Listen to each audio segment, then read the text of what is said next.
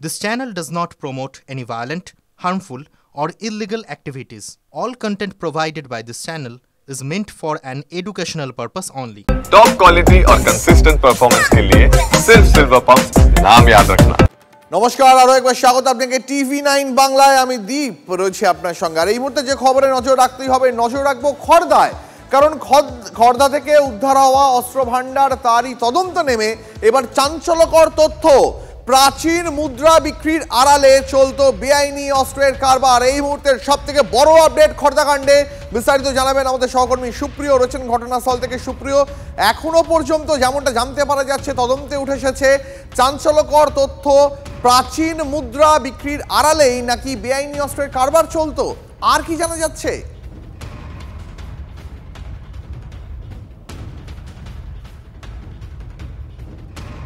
সুপ্রিয় রয়েছেন আমাদের সঙ্গে, সরাসরি কথা বলবো। সুপ্রিয়, এখনো পর্যন্ত তদন্তে যেমনটা উঠে এসছে, প্রাচীন মুদ্রা বিক্রির আড়ালেই নাকি বেআইনি অস্ত্রের এই কারবার চলতো। আর কি কি জানতে পেরেছেন তদন্তকারীরা?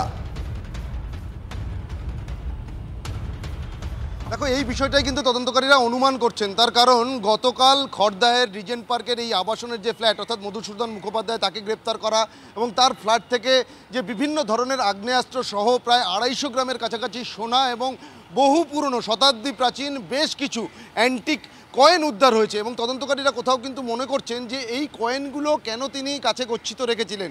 কোথাও গিয়ে তদন্তকারীরা যেটা অনুমান করছেন যে এই যে অ্যান্টিক কয়েন, এগুলোকে কোনোভাবে এই অস্ত্র কারবার বা অস্ত্র লেনদেনের কাজে ব্যবহার করা হতো, বা কোনোভাবে এগুলোকে কোড হিসেবে ব্যবহার করা হতো কি না, সেটাই কিন্তু এখন যাচাই করার কাজ চালাচ্ছেন তদন্তকারী আধিকারিকরা। আর সেই কারণেই এই মধুসূদন মুখোপাধ্যায়, তাকে আজকে আদালতে পেশ করার পর ব্যারাকপুর কমিশনারেটের ডিটেকটিভ ডিপার্টমেন্টের তরফ থেকে তাকে হেফাজতে চেয়ে আবেদন জানানো হবে।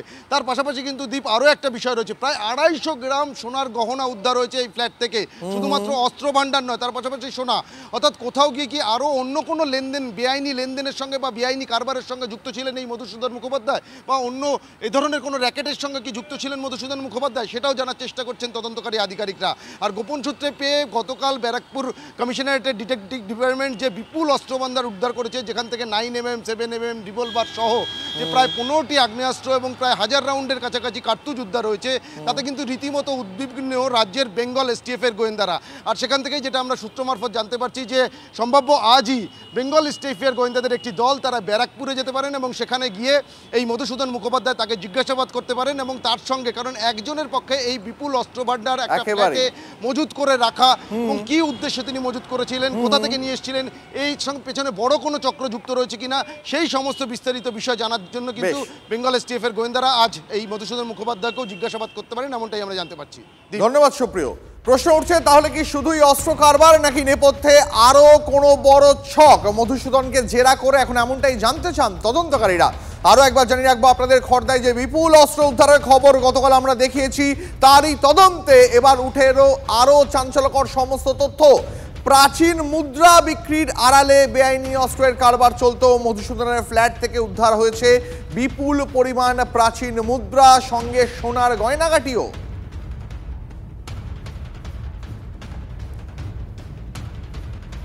আমরা খুব সাধারণ মানুষ, সাধারণ জীবনযাপন। বাড়ির পাশে যে এরকম একটা ঘটনা হতে পারে আমরা ভাবতেই পারিনি। আমাদের তো সিকিউরিটির কোনো নেই, কোনো সিকিউরিটি নেই। আমাদের এই ফ্ল্যাটে ঢুকতে দেওয়া হয় না, কোনো দিনই ঢুকতে দেওয়া হয় না। আমাদের বাইরেই দাঁড় করে রাখা হয়, কেউ এসে কথা বলে। উনি গ্রাউন্ড ফ্লোরে থাকেন, এইটুকু অবধি জানি। আমি রাস্তায় দেখেছি, বিভিন্ন সময় মুখ দেখেছি। বাজে একটা ব্যাপার, এবং এত আর্মস যা শুনছি আর কি ভাবাই যায় না। এই সমস্ত ঘটনায় আমরা দেখিনি, আমাদের জীবন দশায় দেখিনি। আমার 60 বছর বয়স, আমি দেখিনি কখনো। ক্রিমিনালরা টোটালি শেল্টার নেয় ওখানে। ওখানকার যিনি বিধায়ক আছেন, তার ছেলে, ওখানে আরও যারা তৃণমূলের নেতারা আছেন, তারা ইসিএল, তারা জমি ব্যাপারে এইসব নিয়ে একটা বড় র্যাকেট ওখানে সিন্ডিকেট চলে। জানবেন, জেনেও এরা কিছু করবে না কেন? এটা তো অলরেডি সামনে ইলেকশন আসছে, তার জন্যে অ্যাডভান্স প্রিপারেশন শুরু হয়ে গেছে। এখন মুঙ্গেরে অস্ত্র পুলিশ অনেক চাপ আছে, বিহার পুলিশের অনেক চাপ থাকে। মুঙ্গেরে যারা অস্ত্র বানায় তারা সব পশ্চিমবাংলার নিজে চলে আসে। নিশ্চয়ই এর তৃণমূলের নেতাদের আন্ডারেই আছে মধুসূদন। বারবার কিছু দুষ্কৃতী অন্য দল, অন্য রাজ্যের সঙ্গে জড়িত, তারা আনছে আর পুলিশ উদ্ধার করছে। তো পুলিশ ভালো কাজ করছে। তো ওখানে যদি কোনো চক্র অন্য রাজ্য থেকে কিছু সমাজবিরোধী অস্ত্র আনে বাংলায় খারাপ কাজ করে বাংলাকে খারাপ ধারণা করার জন্য, নেগেটিভ খবর তৈরি করার জন্য, পুলিশ খবর পেয়ে সেগুলো যদি উদ্ধার করে সে তো ভালো কথা।